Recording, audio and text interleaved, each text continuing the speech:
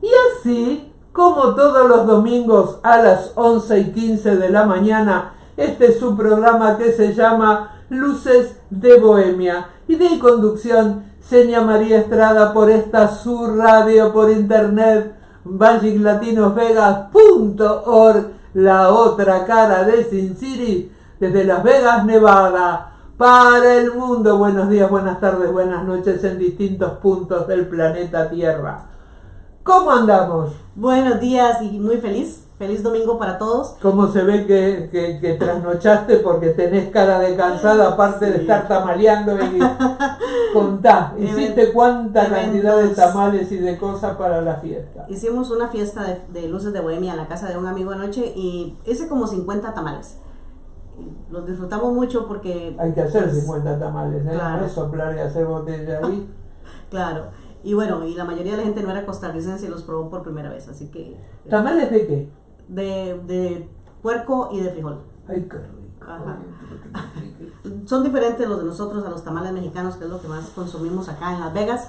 Pero bueno, me encantó hacerlo, lo disfruté mucho. Pero sí, 2 eventos seguidos, uno el viernes que fue Ecos del Verso y anoche el evento anual de Luces de Bohemia. Así que estamos aquí hoy. Contanos. Y voy a contarles... Voy a un momentito, permítame, para compartir acá desde la página de la doctora Mónica para mis plataformas. Bueno, hoy yo quiero hablarles de mi historia en Las Vegas y de la historia de Las Vegas, como A ver. Interesante. A ver. Bueno, yo llegué a Las Vegas en 1992, hace 35 años. Llegué un 25 de junio con mis 2 hijos pequeños. Los 2 hijos míos nacieron en Costa Rica con un esposo que ya falleció, Jack Wilson. Me traje mi niña de año y 5 meses y el varoncito de 2 meses. Jack, el esposo mío, mi primer esposo, el padre de mis hijos, es de madre costarricense y de padre norteamericano. El padre de mi esposo, Jack Wilson Kilburn, era un filólogo de la Universidad de Ann Arbor, Michigan, y lo mandaron a Costa Rica a trabajar en un proyecto que iba a crear el alfabeto de una lengua indígena muy importante, la Biblia, basada en la fonética. Y un trabajo muy interesante del señor, un erudito, una maravilla de hombre, y se quedó en Costa Rica 40 años. Sí. Entonces yo a Jack los conocí. Jack era filósofo en la Universidad Nacional donde yo era estudiante. Qué historia, ¿eh? Sí, decidió venirse a Estados Unidos él. Y vinimos para acá en 1992 con los 2 hijos pequeños. La ciudad era diferente a lo que conocemos ahora. En 1992, menos población, la población se ha duplicado desde entonces, por lo menos acá en el área metropolitana. La ciudad se acababa al oeste, se acababa en Rainbow. Hasta mira. Ahí. Sí, claro. El vivir en Las Vegas en ese entonces era diferente ahora, porque sí... La ruta hacia los casinos era la diversión como necesaria para todos. Era llevar los niños al circus, ir viendo cuáles atracciones nuevas había. Crecieron los hijos y venía la montaña rusa en New York. Me tocó ver todas las implosiones que ha habido de casinos acá desde que empezaron a tirar el primero, que fue el Dunes en 1993. 20 implosiones que ha habido. El Frontier, el Stardust, hasta ahora el Tropicana el año pasado, ¿verdad? Algunos me tocó verlos relativamente de cerca porque era importante para nosotros venir al strip, a todos. Con el tiempo eso cambia y solo vas cuando vienen visitas y te obligan a ir. Está muy complicado ya estacionar y todo lo demás. De hecho hay gente que dice que te das cuenta que ya eres de Las Vegas cuando dejas de ir al strip. Es cierto, es cierto. Sí, eran tiempos de bonanza económica. En los 90s era cuando el lujo, porque era realmente un lujo, el que había en los casinos, era accesible para todo el mundo, donde solo se pedían que llevaras camisa y zapatos y pantalón. No importaba qué tipo de persona eres, tenías acceso a las cosas más hermosas y lujosas que en esta ciudad. Y aparte los espectáculos eran más bonitos. Era, no sé si se acuerdan, el show del Caesar's Palace con las estatuas que hablan. Era bellísimo. Había uno en el río con las bailarinas de plumas que ese me acuerdo. Claro. Ay, ese me acuerdo. Claro. La primera vez que me llevaron al río me quedé fascinada. Parecía como un chico, ¿no? No me daban los ojos para mirar el colorido. Sí, colorido, y tiraban collares de Ay, colores, sí, y llegábamos a la casa sí. llenos de collares. Sí. Eran otros tiempos, eran otros tiempos. Y bueno, y también vimos en todos esos 30 años, yo vi cómo ha ido evolucionando la ciudad hasta convertirse, lo que es el strip ahora, empezó a reflejarse más y a sobresalir más la cara indigente de la opulencia. Y ahorita es un poco difícil, es difícil, ya las actividades no son las mismas. Sigue siendo una ciudad mágica cuando estamos en nuestros países. Las Vegas es como un sueño para muchas personas. Yo me acuerdo que cuando le dije a mi contador en Argentina que me venía a Las Vegas, me dijo Disneylandia para adultos. Es correcto. Y cada vez más Disneylandia para adultos. Las atracciones de ahora son impresionantes. La esfera, todas estas ciudades dentro de un casino que tenemos ahora. Es increíble. Y bueno... Nos está viendo Antonio Ortega, un seguidor. Feliz Navidad para vos y para María. Corazón mío, Antonio. Hermosos esos dos. Esa pareja es una belleza. Hermoso, hermoso. Y bueno... gracias por la ropa que me regaló María. Sí, María es increíble. Es una mujer tan entregada a sus amistades, a la comunidad, generoso. Es una pareja muy generosa. Y bueno, yo empecé a trabajar en la industria de los bienes raíces en 1998. Yo realmente acababa de llegar. Yo fui pionera de lo que fue el mercadeo en bienes raíces. Yo hice casi no puedo hablar porque no dormí. La primera plataforma de mercadeo en español la tuve yo. De hecho, tenía una revista que yo misma creaba, yo mismo la diseñaba y la mandaba a imprimir.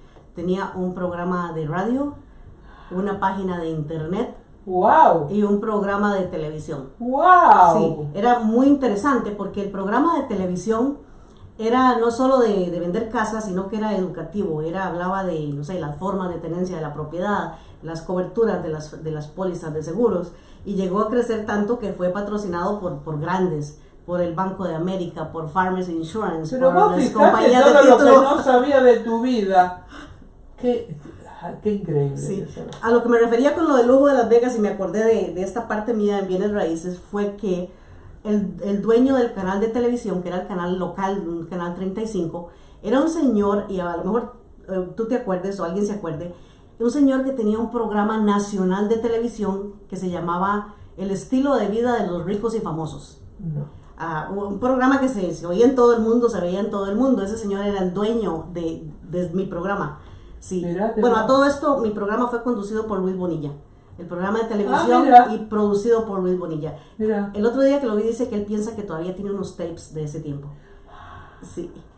Increíble. Imagínese, increíble. Yo no me imagino verme 30 años atrás. Increíble. Increíble. Increíble. Sí, entonces recuerdo que las reuniones de trabajo en esos tiempos eran, no sé, eran en el Caesars Palace, eran unos desayunos ahí en el Venecia.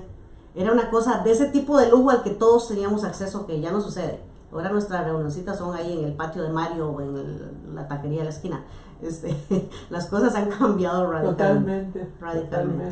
Totalmente. Y bueno, yo estuve en esa industria como 10 años, hasta que se vino la crisis económica acá, la recesión y la crisis de los bienes raíces. En el 2008, la cantidad de gente que Uh-huh. perdió todo. Exactamente, Casa, todo. y ahí terminé yo esa etapa de mi vida y fue cuando empecé a trabajar con los gobiernos, el gobierno del estado de Nevada y luego con el gobierno del condado de Clark, de donde me jubilé dichosamente hace exactamente un año. Y bueno, y ahora ya saben lo que hago. Estoy aquí los domingos contándoles de mis cosas. Pero no sabía lo de los bienes raíces, no sabía lo del programa en televisión, no sabía lo del programa de radio. Sos una caja de chucherías. Sí, pero es que estamos hablando de 35 años en esta ciudad. Es una vida entera. Nosotros cumplimos ahora, este 24, del día de Nochebuena, 23 años de llegar acá, llegamos en Nochebuena. Ay, qué bonito. Hace 23 años. 23, sí, es una historia. Y bueno, y lo otro es que yo solo he vivido en Las Vegas. Yo llegué de Costa Rica a Las Vegas. Por muchos años, para mí esto era Estados Unidos. Era lo único que conocía de este país. Claro, sí. claro. claro. ¿Y ahora cuántos lugares conoces? Bueno, y ahora ya. De Estados Unidos no conozco tanto. Yo he estado en poquitos estados, he estado en Georgia, en las Carolinas, California, Utah, Arizona y creo que hasta ahí. Sí. He estado más fuera de aquí que dentro de aquí. Y bueno, ¿qué le cuento? ¿Les cuento de la ciudad? Dale. Porque está muy interesante y a veces se nos olvida que esto es más que juego, vicio, casino. Exacto. Cosa. Vamos a hablar del auge del juego, que fue lo que le dio origen a la ciudad como tal, que fue entre 1905 y 1940. En el 1905, la venta de tierras a la Union Pacific Railroad y la conexión ferroviaria entre Los Ángeles y Salt Lake City impulsaron la fundación y desarrollo de Las Vegas porque era un oasis en medio del desierto, una parada de agua, era una parada de diligencias que iban del sur a norte y del norte a sur, especialmente por el auge de la explotación minera en el suroeste del país. En 1931, Nevada legalizó el juego, dando a Las Vegas un impulso crucial junto a la simplificación de las leyes de divorcio. Este es el lugar que se hizo famoso porque aquí te casas y te divorcias en 24 horas. Si no hay niños y no hay nada que disputar, no hay propiedades, no hay niños, la gente se puede casar ahí en unos minutos. Hay un lugar saliendo hacia Reno que se hizo muy popular, por lo menos en el tiempo en que yo llegué. Es un lugarcito donde la gente se va manejando, va a salir del estado y tira todos sus anillos de matrimonio. Está lleno de anillos de matrimonio. Mira. Se divorcian y ahí van y tiran los anillos. Hay que ir a juntar con un aparato de metálico, ¿viste? Los anillos que los demás tiraron. Claro. La mafia. Muy importante la mafia, los casinos. Y de hecho hay un museo de la mafia que deberíamos ir a ver todos. Es la historia de esta ciudad como tal. Figuras del crimen organizado como Bugsy, Benjamin Siegel, invirtieron en grandes hoteles y casinos, comenzando con el Flamingo en 1946, un punto clave en la evolución de esta ciudad. Sinatra fue el testaferro de un casino de acá solventado por la mafia. Claro, ahorita mencionamos a Sinatra. Con el auge del juego también aumentó lo que fue la atracción turística y la gente empezó a venir para acá. De hecho, desde el momento en que yo llegué acá en 1992 hasta ahora les decía que se ha duplicado la población. Ahorita tenemos en todo lo que es el área periférica, lo que es Las Vegas, no Las Vegas y Henderson, son como un poquito más de 2 millones de habitantes. Sigue siendo un pueblo, sigue siendo pequeño. Aquí dentro de la ciudad de Las Vegas somos como menos de 700,000. Pero en ese tiempo eran 300,000. Y creo que ese crecimiento de la población se debe a dos factores. Una, a la facilidad de las leyes del juego que cambiaron y a la inmigración, por supuesto. La construcción de la represa Hoover atrajo trabajadores y la ciudad se consolidó como un centro de entretenimientos para adultos, ganándose el apodo de Sin City, la ciudad del pecado. Se expandió la ciudad más allá del juego, atrayendo convenciones, espectáculos, artistas de renombre, Liberace, Sinatra, Celine Dion, y se convirtió en un destino familiar y global. El nombre de Las Vegas. ¿Alguien ha pensado por qué se llama Las Vegas? No. Las Vegas en inglés es The Meadows. Y significa, el sinónimo más cercano a vega es un prado. Una vega es una llanura al lado de un río o una tierra que se inunda. Y Las Vegas, como les decía, que se convirtió fue un oasis en medio del desierto porque tenía multitudes de manantiales. Algunos subterráneos, otros que cruzaban la ciudad, y por eso era que se convirtió en parada de diligencias. Hay un río que se llama el río Amargosa, que cruza desde el suroeste hasta el Valle de la Muerte. Mira. Nunca has ido por ahí. Bueno, aquí en Las Vegas hay parquecitos donde le hacen monumentos. Aquí estaba el río, ahora es subterráneo. El río más importante acá, urbano, es el que se llama el Arroyo de Las Vegas Wash. Usted ha visto que hay un canal que atraviesa aquí por la Flamingo, la Maryland Parkway. Bueno, ahora ese canal se alimenta principalmente de lluvia. Y esas aguas se van hacia el lago Mead y son tratadas antes de llegar al lago. Otra de las cosas que vi fue vaciarse el lago Mead. Cuando era una belleza ir ahí, el laguito estaba lleno de agua, barcos, un montón de atracciones ahí que ahora ya no están. Ese lago está seco. seco. Y pasábamos pensando que ya no se iba a poder construir más acá en Las Vegas por la falta de agua. Se sigue construyendo. Así es. La ciudad, la tierra, el territorio de Las Vegas fue descubierto por el comerciante mexicano Antonio Armijo en 1829. Y ese fue el que le llamó Las Vegas, que en inglés, como le digo, significa los prados. Y la llamó así porque en ese momento había manantiales y praderas. Increíble, y, parece claro, mentira, ¿eh? Parece increíble. Las Vegas. Sí, a veces no nos detenemos a pensar en lo que tenemos. Exacto. Sí. Exacto. Bueno, le contaba del río Amargosa, porque ese río Amargosa, como le digo, venía del suroeste hacia el Valle de la Muerte. Entonces, aquí ahorita en el área de Las Vegas, ahí está, pero está subterráneo. Y cuando yo llegué acá a Las Vegas, yo venía de Costa Rica llena de agua, de ríos, pero unos ríos inmensos que hay allá que no se ve dónde terminan hacia lo ancho. Y La pregunta es, cuando vos llegaste acá a Las Vegas, ¿sabías hablar inglés? Pues lo que aprendes en el país, sí. No hablaba inglés, claro que no. Yo, de hecho, yo estudié historia en la Universidad Nacional. Yo casi inmediatamente me matriculé acá en UNLV, pero yo trabajaba 60 horas, tenía 2 niños pequeños.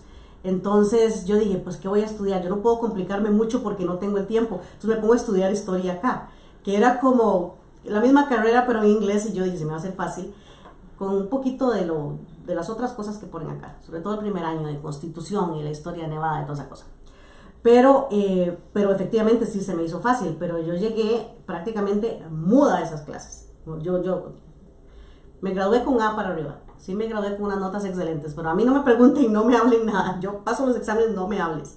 Y en ese tiempo pues realmente no me sentía así, así terminé una carrera universitaria dentro de la universidad presencial, sí, prácticamente sin hablar inglés, sí. Y pues con el trabajo empecé rapidito, yo me solté, pero también me sacrifiqué mucho, yo tenía que caminar. Una de las cosas que a mí me afectó más era el problema del transporte, porque en Las Vegas no hay, un autobús cada 4 horas y ahora hay más que antes, y no atraviesa toda la ciudad, tienes que agarrar 3 para ir de un punto a otro. Yo caminaba mucho para ir al trabajo. Antes de ir al trabajo pasaba a una escuelita que está en la Sahara y la Valley View, que está ahí todavía.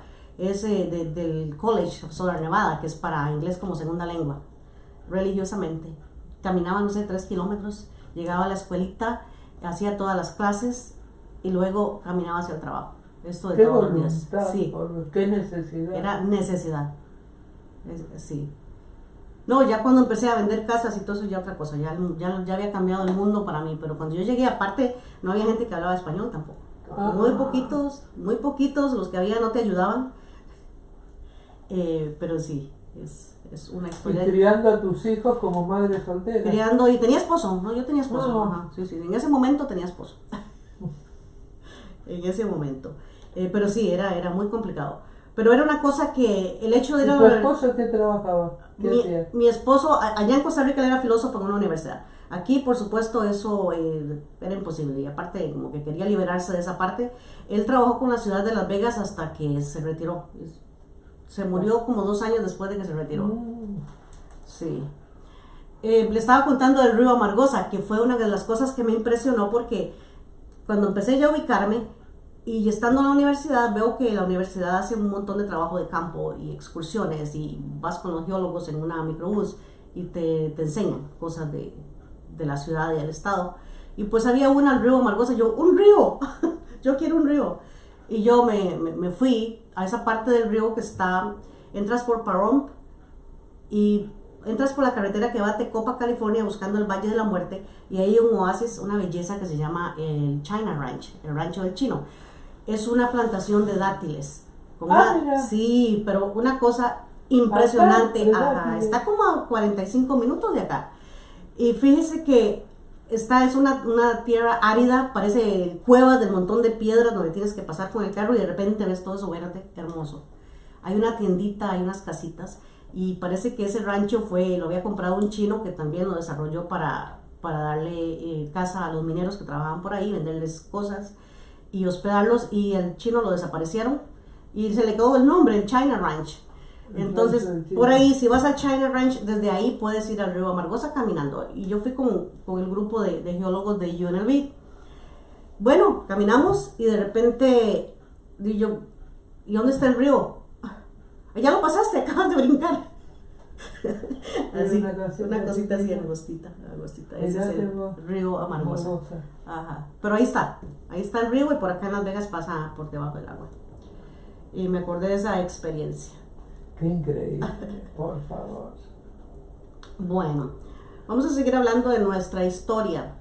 Los mormones se establecieron en 1855, seguidos por la construcción del fuerte Baker, pero el crecimiento fue lento hasta la llegada del tren.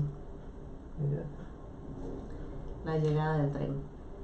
Y bueno, de las más importantes cosas que conocemos nosotros, ya que nos tocó conocer, fue el auge de los casinos, la importancia que es el turismo para esta ciudad, donde nosotros no pagamos impuestos del Estado gracias a los casinos, que son los que lo pagan.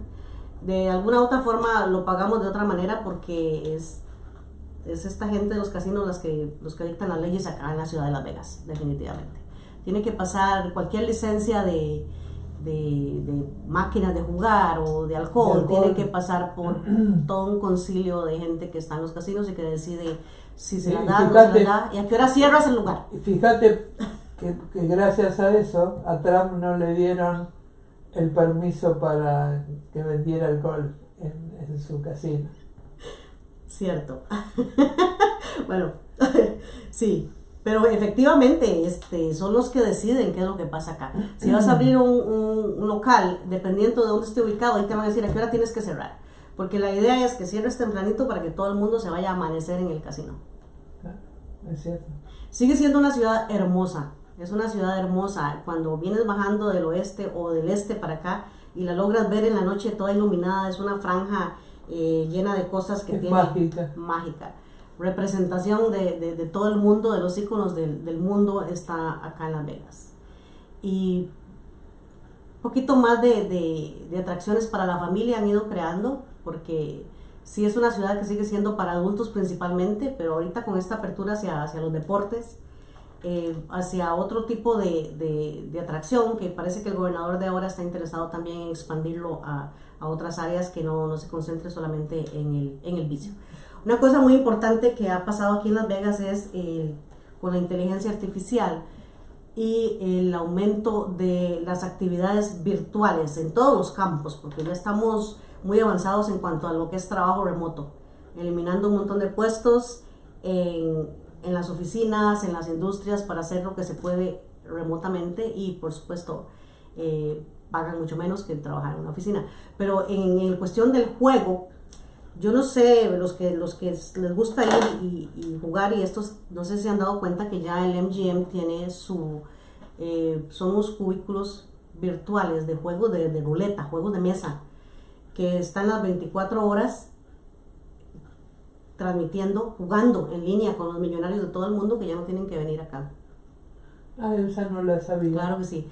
El MGM tiene también, y ya otros casinos, tienen sus tragos en una máquina, ya ni siquiera un bartender se ocupa. Usted le marca ahí, como haces en McDonald's, te sale ahí la margarita, seguramente toda mal hecha, me imagino, no es lo mismo que la mano del bartender, como hablamos la vez pasada, pero se ha ido modificando y transformando, hacia un camino hacia el futuro muy, muy cercano, acá en Las Vegas, cómo se va a modificar esto.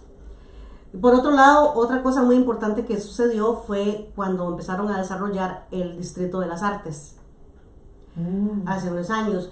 Casi siempre lo que se llama el downtown, el centro de las ciudades, en todas las ciudades, es un área de depresiva, que es donde se funda, donde hay más crisis social, donde hay más acumulación de necesidad, y esos lugares crecen con población en riesgo social. Un poquito para cubrir eso, porque pues, somos una atracción turística, no se dice las cosas feas de Las Vegas, no se dicen, no hablamos de las cosas que están mal, pero tan mal, y en lo que era el downtown de Las Vegas, y sigue siendo donde está la gente más pobre, la gente que está indigente, los que tienen problemas de adicciones, se juntan alrededor de lo que es el Fremont, prácticamente.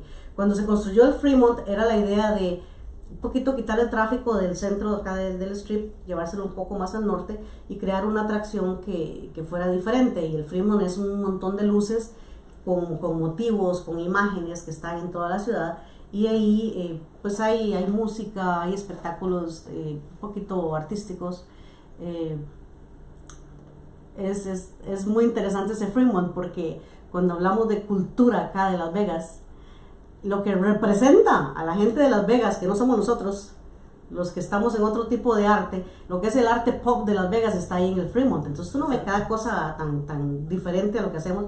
No le voy a poner adjetivos despectivos porque no viene al caso, mucha gente a la que le interesa eso, pero no, un día a mí me preguntan, ¿y qué crees de la cultura de tu ciudad? ¿Y de cuál cultura estamos hablando? Porque estamos hablando de la cultura donde la gente que se considera de Las Vegas va.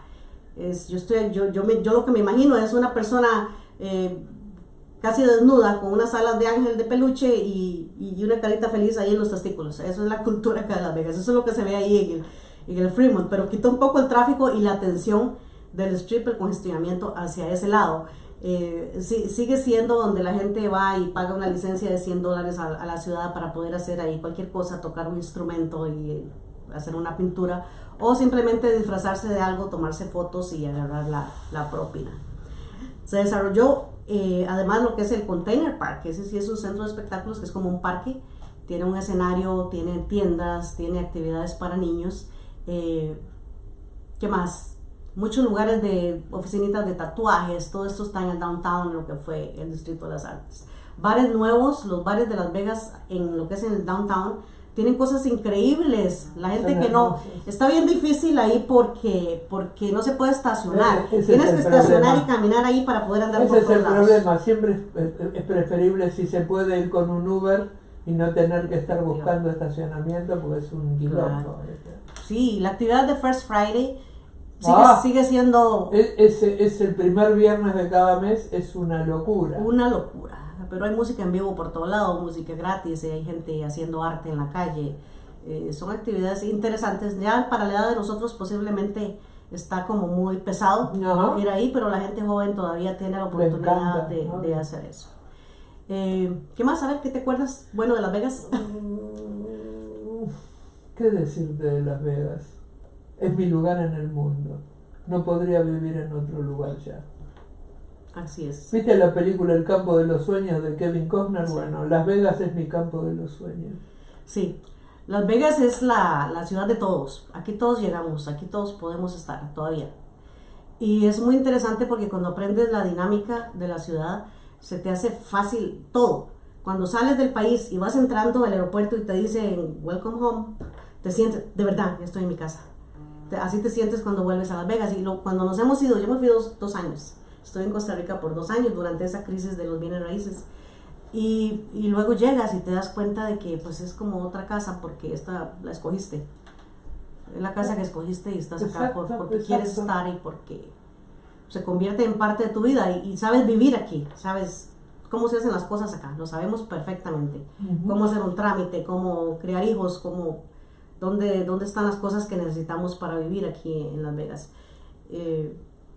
¿Tus hijos se adaptaron fáciles a Las Vegas cuando apenas llegaste? Sí, claro, porque es que eran bebés. Claro. Los dos han hecho todas las escuelas acá y mi hijo, yo creo que ese no podría vivir fuera de este país. Él no creo que sí. ¿Vos tenés 2 solos? 2, un varón y una mujer. En esos 2 años que yo viví en Costa Rica, nos fuimos toda la familia. Y yo pensaba quedarme. Yo tenía la intención, ok, ya me voy. Pero fue difícil para ellos adaptarse.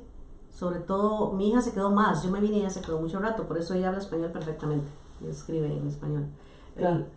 Jay no tanto, pero empezamos a trabajar todos allá. Con la crisis económica, todos los call centers de todas las empresas importantes se los llevaron a 3 países. Costa Rica, Filipinas y la India. Mira. Porque el nivel de inglés era muy alto, era muy fácil conseguir gente joven que hablara inglés. Entonces nos fuimos de acá y fuimos a trabajar allá en los call centers para Estados Unidos. Entonces entrábamos a una sala donde dice, ok, ahora usted está en California. Y estaba el mapa de California, los relojes. Olvídese de todo lo demás, este es un mundo, un cuarto pequeño como un cubículo, porque las llamadas venían de California y tenías que comportarte como que estabas en California. Espérate que dice Antonio, Doctora Mónica Isiña, gracias por educarnos y crear conciencia en la comunidad para conocer y valorar el lugar donde vivimos. Felicidades por su lindo programa. Gracias, Antonio. Gracias por vernos, Antonio. Qué maravilla.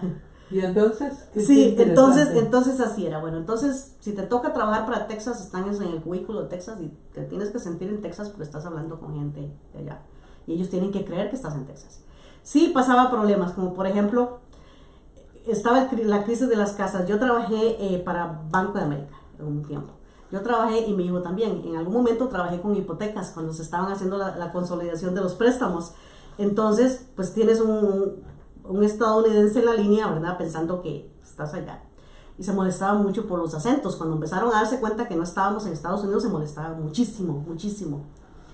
Entonces, sí, al punto de que decía, ¿cómo me vas a decir cómo arreglar el problema de mi casa si ustedes viven ahí donde venden plátanos en las calles así?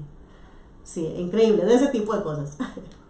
Entonces, mi hijo pues tenía un inglés perfecto. Todos los supervisores lo ponían a él a que hiciera como, vete, hábleles, dice que es el supervisor, porque a ti no te van a molestar por el acento.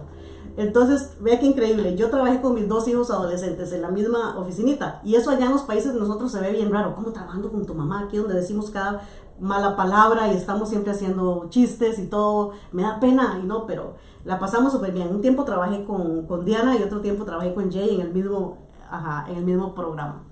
Y luego él sí se adaptó, pero no era lo mismo porque eran las actividades diferentes, las de los muchachos. Ellos tenían 18 años. Para mí, yo estaba feliz en cualquiera de los 2 lugares, pero para Jay, pues la gente allá sale del trabajo y va directo al bar y a buscar amigos, y eso es lo que hace la gente allá. Y él no estaba como acostumbrado a eso. Y recuerdo, llovía muchísimo. Voy a contarles de la dinámica de la vida de nosotros, porque yo la amo, es mi vida y es mi historia, es lo que está en mis libros. Entonces, ya sabes que ponemos la ropa a secar, así había lavadora. Lavábamos en la máquina de lavar y tendíamos la ropa en el patio. Pero tienes que ponerte vivo porque empieza a tronar y mete la ropa. Claro. Si no, se te moja la ropa. Y todavía había algunos con alambres de púas. Y sácala con cuidado porque se te va a romper la camisa. Claro. Entonces, a mi hijo cuando le toca esa parte se frustró, pero muchísimo. ¿Pero qué es esto? O llegar de la casa, del trabajo, todos mojados por la lluvia, porque te bajas del bus y no hay sombrilla que aguante. Ahí los aguaceros son impresionantes. Llegas todo mojado, no hay luz. Claro. Entonces un día, pobrecito, yo iba en el autobús del trabajo a mi casa, iba ahí tranquila, ahí leyendo un libro en el bus, y en medio camino, en alguna de las paradas, veo que él se sube, pero trabajamos en el mismo lugar, y entonces, pero cada uno llegaba a la casa solo, y se sube en el bus todo mojado y todo, pero una cara de tristeza, y dice, pues me había subido en el bus equivocado. Me subí al bus equivocado y no hallaba cómo regresar a la casa. No hallaba ni cómo preguntar, venía tan frustrado el chiquillo. Ahí, de ese tipo de cosas nos pasaron. Y un día pidió permiso en el trabajo para tomar vacaciones y venir acá a la graduación de un amigo. Y se vino a Las Vegas, consiguió trabajo y se quedó. Y nunca más volvió. Y por ahí fue que yo regresé. Yo dije, bueno, ¿yo qué estoy haciendo aquí ya? Se va mi chiquillo, no quiero dejarlo solo. Luego volvió Diana y nos volvimos otra vez a casa. Así nos sentimos como en casa hasta el día de hoy. Qué increíble. Qué historia increíble. Mis historias de Las Vegas. Tengo muchas historias de Las Vegas porque en el transcurso de los trabajos que no son muchos, yo soy de durar mucho en un trabajo. Cuando empecé a trabajar con el Estado, entonces empecé a hacer lo mío, un poquito lo que estaba acostumbrada y lo que me nacía. ¿Qué hacías para el Estado? O sea, ¿en qué trabajabas específicamente? Trabajaba administrando beneficios públicos, con los programas de ayuda. Trabajé varios programas. Uno fue de la gente que está esperando la pensión del Seguro Social. ¿Qué haces cuando solicitas la pensión y se tarda? Algunos se tardan meses, otros puede ser años. O sea, ¿qué hacemos con esta gente en ese tiempo? Ese programa lo trabajé con distribución de los seguros médicos. Hiciste de todo un poco. Sí, estampillas de comida. Ahí hice muchas cosas de ese tipo. Y entonces las historias son increíbles. Las cosas Da que como habrás para- visto, las Sí. historias de dolor. Historias de dolor, historias graciosas, muchas cosas. Y luego ahí trabajé como 8 años, que fue cuando me fui a Costa Rica. Cuando yo fui a Costa Rica esos 2 años, yo regresé otra vez al estado de Nevada.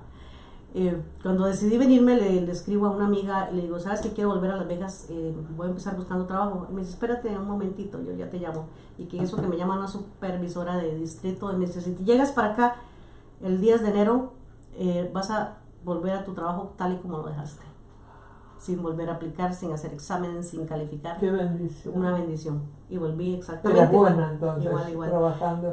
Sí, y ahí me quedé un rato más y luego pasé al condado.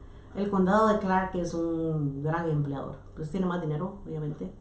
El programa que yo trabajaba en el condado de Clark era financiado por los impuestos a los cigarros. Y ya sabes cómo son, ¿verdad? La cajetilla cuesta $3 y tiene 8 de impuestos. Sí, y ahí trabajé también administrando beneficios públicos. Tuve la oportunidad de ayudar gente realmente, no solo de hacer mi... Gerardo fue Gerardo. a su mamá. Gerardo. Siempre te va a agradecer de por vida lo que hiciste cuando la madre tuvo el accidente acá. Ay, Gerardo. Gerardo es Sí, exactamente. Gerardo es un gran hombre. ¿Mm? Un gran hombre. Tiene un gran corazón y aparte es un hombre súper inteligente. Sí. Y bueno, ¿qué más les cuento? No sé, seguí porque es fascinante. Sí. Mientras estuve trabajando aquí en el condado, administraba un programa que se llamaba asistencia financiera, que realmente lo que hacíamos era dar cierto tipo de ayuda, dependiendo de los fondos que tuviéramos, de los subsidios que tuviéramos, iban creando programas diferentes, como después de la pandemia, durante la pandemia, después de la pandemia teníamos varios programas para ayudar a la gente que se había atrasado con los pagos de los alquileres, que fueron como que 3 años de alquileres atrasados. Hubo mucho fraude en ese programa, muchísimo dinero que se mal usó en ese tiempo, pero hubo mucha gente a la que realmente salvamos, mucha gente a la que logramos salvar. Y había un programa que pues le daba un monto muy pequeño que no le iba a pagar la renta a nadie, entonces lo ayudaban, lo usaban más los indigentes, que hay una población indigente en crecimiento acá en Las Vegas. Por un momento alguien dijo que había más gente debajo de la ciudad que de arriba de la ciudad. Sí, y va a seguir habiendo más ahora. Claro. ¿Cómo está la crisis en este momento? Eso es una cosa de las... Sí. Vi en un YouTube a la alcaldesa pidiendo por favor que la gente venga a Las Vegas. Ella demacrada, mal, desesperada por esta situación que estamos viviendo. Y el porcentaje de aumento de los homeless, no solamente acá en Las Vegas, a nivel mundial. Sí, es cierto. El otro día hablaba con mi amigo Chema Marín, que es bailarín de la radio y televisión española, y me hablaba de la cantidad de homeless y de gente necesitada que hay en la Plaza de Madrid. Él vive frente a la Plaza de Madrid. Tremendo. De población de países africanos. Claro. Sí, el asunto de la migración es un tema muy complicado. Delicado. Y es un tema muy amplio, porque es la migración en todo el mundo, que ha venido a afectar como quiera de un país a otro. En España, por ejemplo, sí, efectivamente, hay una cantidad de migrantes de Latinoamérica y de África, pero los españoles también se van a otros... Sí, claro. Los españoles se van a otros países de Europa. Es cierto. A trabajar. Entonces ellos también migran, están un montón de españoles en Alemania. Incluso hay lugares en España y en Italia donde se está pidiendo a la gente joven que la vaya a poblar porque han desaparecido pueblos enteros de gente joven que se fue a otro lado. Es cierto. Sí, no me da ideas. Sí. Aquí el asunto de los homeless, de estos indigentes, al principio, hace unos 20, 30 años, los motivos por los que la gente se convertía en indigente eran diferentes a los de ahora. El aumento de las adicciones. Es el mayor problema de la población de homeless, ¿no? El tema de la droga y alcohol. Sí. Yo tenía un amigo que tuvo acá un espacio en la radio, el primer espacio para la comunidad LGBT la tuvo acá en esta radio. Él se llamaba Jorge, se sigue llamando Jorge, ahora es papá de una nena, y se volvió a México, su ciudad natal, y él trabajaba para una repartición donde a los hombres les conseguían vivienda y les conseguían trabajo. Y después que se mandaba un trámite impresionante, qué sé yo, llevaba a la persona al departamento, a los 2 días la persona volvía a la calle, se cansó y renunció. Dice, era más el tiempo que perdía llevándolos a que tuvieran un lugar para vivir y un trabajo, y ellos preferían volver a la calle a drogarse otra vez. Pero claro, lo que yo le quería contar es que hace un tiempo, hace muchos años, la gente se volvía indigente y no era por situaciones económicas realmente, bueno, mucha gente por el juego. Ahorita ya la gente no juega tanto como antes, la gente de acá de Las Vegas, ya no juegan. Pero cuando se venían de otros estados con un montón de dinero y que perdían todo porque después de que se lo jugaba el casino les daba crédito y quedaron endeudados, entonces les embargaban las propiedades en otro lado, perdían familias enteras, divorcios, y luego, cuando ya no podían pagar, los tiraban a la calle. Esta gente hay mucha gente educadísima que todavía está en la calle. Y ahora, como hace tanto calor acá, se meten en las bibliotecas y son, pero ilustrados, muchos de los indigentes que vemos en la calle, los que no están todavía perdidos por las drogas.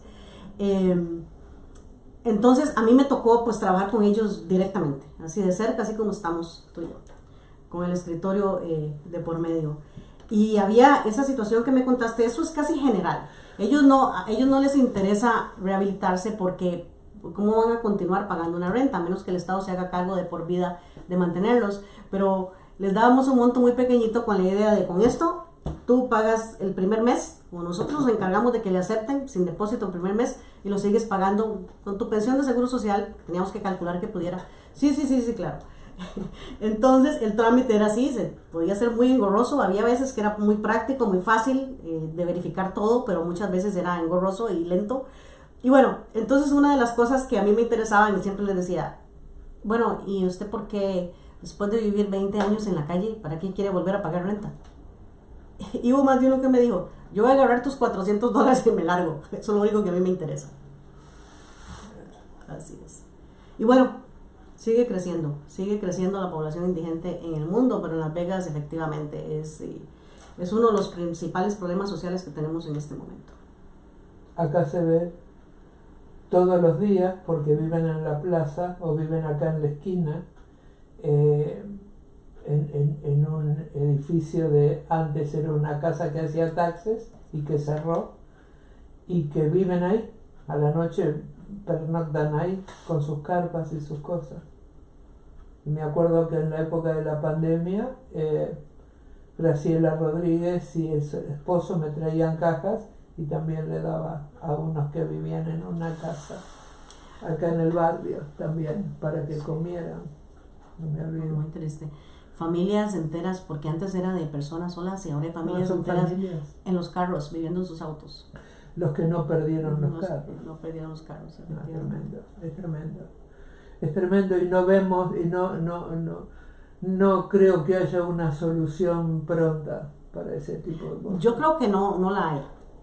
Yo no creo que exista una solución. Durante la administración del presidente Obama, él creó todo un plan inmenso que era cero indigencia. Y entonces cada mes iban contando los números de cuántos indigentes hemos eliminado a través de programas. Y se había mejorado mucho, pero los números se revierten de la noche a la mañana. Puede que hayamos ganado terreno por un mes y al mes siguiente está otra vez. Claro, pero sabes que en el tiempo de la presidencia de Obama entendía a la gente de bajos recursos porque él fue creado por una madre que lo mantenía, le daba de comer con estampilla del gobierno. Entonces, él conoce la limitación y la pobreza y él sabe, hay mucha gente que lo discriminó porque ayudó a su gente, a la raza afroamericana. Pero lógico, era el que entendía más sus necesidades, ¿no? Claro. Este actual que tenemos no entiende esas necesidades porque él no le tocó ese ambiente de pobreza con el Bueno, efectivamente, la gente a veces piensa que la gente abusa del sistema, y sí hay gente que abusa, pero en general Las estampillas de comida son para comérselas, alguien se las tiene que comer. Alguien se va a comer esa comida. Entonces, el recorte que han hecho ahora ha sido, pero impresionante, y cómo ha afectado a las familias de acá de la ciudad. Es que hace una gran diferencia el hecho de saber que puedes tener una tarjeta con que comprar comida, a saber que tienes que sacar de tu bolsillo y buscar de dónde conseguir para dar de comer a Que los todo hijos. aumentó menos los sueldos. Todo aumentó, pero radicalmente. He visto... Mi marido cada vez que sale a hacer las compras es el que ve claramente los aumentos y es el que ve que antes ibas con $100 y llenabas un carrito y ahora con $100 salís con dos bolsitas. Dos bolsitas. Efectivamente. Y a mí me parece bien que se dé ayuda con estampillas a la gente que tiene una jubilación magra, porque esas estampillas de comida hace que no se mueran de hambre, porque lo otro, lo que puede cobrar de jubilación, si no tiene casa propia, y aún teniendo casa propia, Aún teniendo casa propia. esté bajo el índice de pobreza. Claro que sí. Claro que sí. Pero Las Vegas sigue siendo maravillosa. Las Vegas sigue siendo Las Vegas. Yo pienso que este año, en 2026, va a ser un reto muy grande, sobre todo para la gente de bajos ingresos y para las organizaciones que están trabajando por ayudarles. Creo que hay mucho trabajo, muchas cosas por hacer. Y lo importante, porque hay cosas que están fuera de nuestro alcance, definitivamente. Hay otras que no, hay otras con las que sí se pueden cambiar. Pero lo importante es mantener la empatía. Nosotros no podemos seguir viendo los toros desde la barrera. Necesitamos involucrarnos, porque va a llegar el momento en que nos va a tocar el agua en el cuello a todos. Al paso que vamos, sí. Con estas medidas económicas que se están tomando, el agua al cuello nos va a llegar a todos. Y muy pronto. Pero bueno, estamos acá para eso, para crear un poco de unidad y dejar de dividirnos y dejar de estar pensando en egoísmos y en poses. Y necesitamos eso, tener empatía con la gente que está a nuestro alrededor, con nuestra comunidad.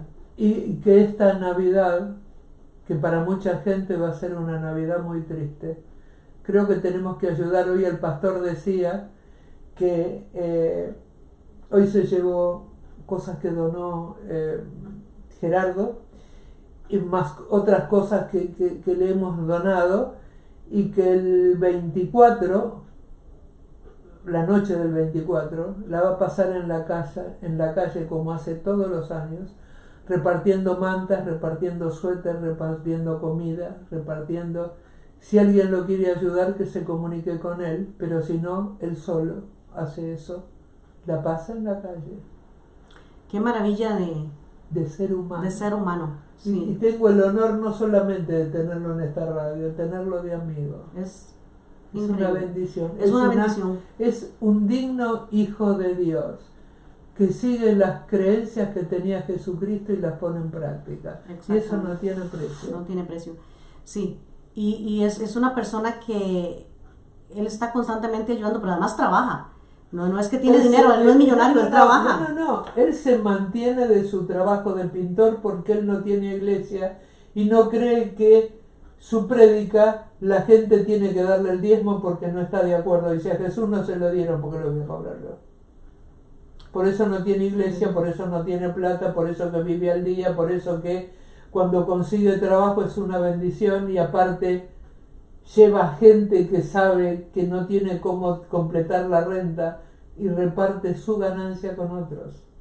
Y él tiene familia en Guatemala, con hijos en Guatemala y nietos en Guatemala, y también manda dinero para allá. Son increíbles. Y el año que viene lo perdemos porque se vuelve, y a mí me va a doler el alma, pero es tiempo de volver. Se va a su país. Y ¿sabe qué me sorprende? Que siempre está tan de buen humor. Siempre tiene una sonrisa en su boca, el pastor. Siempre. Sí. Y desde que lo conozco, como cumplimos el mismo día, y este año incorporamos a otro paciente mío que cumple el mismo día y estar solo, así que el día 17 de enero la pasamos juntos y festejamos el cumpleaños y cada uno tiene su respectiva torta. Ay, qué bonito. Realmente es un ser de luz. Sí, lo vas a realmente. extrañar mucho. Un abrazote, Pastor Maña, lo queremos mucho. ¿Algo más? No, nada más, ya. Despidámonos hoy domingo. Una feliz Navidad para todos. Igual creo que nos vemos antes del año que viene, Sí, no claro. sé, tenemos que mirar. Una feliz Navidad para todos. Recuerden que todo el año tiene que ser Navidad y que si pueden ayudar, ayuden, no solamente con regalitos, con amor, ayuden, porque acuérdense esto, hoy estamos arriba, mañana podemos estar abajo, y el que da siempre recibe, siempre. Y así nos despedimos hasta el próximo programa de Luces de Bohemia y de conducción Cinia María Estrada por esta su radio por internet magiclatinosvegas.org, la otra cara de Sin City, desde Las Vegas, Nevada, para el mundo. Pues sabés que me decía,